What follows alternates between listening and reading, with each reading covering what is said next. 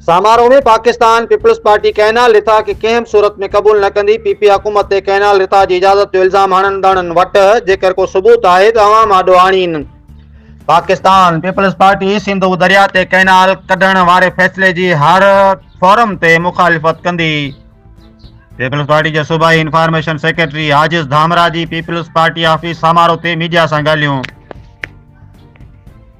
तफ़सील मूजिब Pakistan peoples party जे सूबाई information secretary हाजिज़ Dhamra समारोह में मीडिया सां ॻाल्हाईंदे चयो त पीपी कैनाल रिथा जी मुखालिफ़त आहे, मुखालिफ़ रहंदी।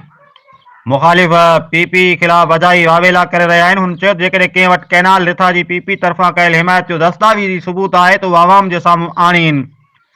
हुन चयो त सिंधु दरिया सिंध जो जियापो आहे, उन रिथा ख़िलाफ़ आहियूं। फ़र्क़ु इहो आहे जो कोई असेंबली में न आहिनि, उहे रोडनि ते एहतजाज करे रहिया आहिनि।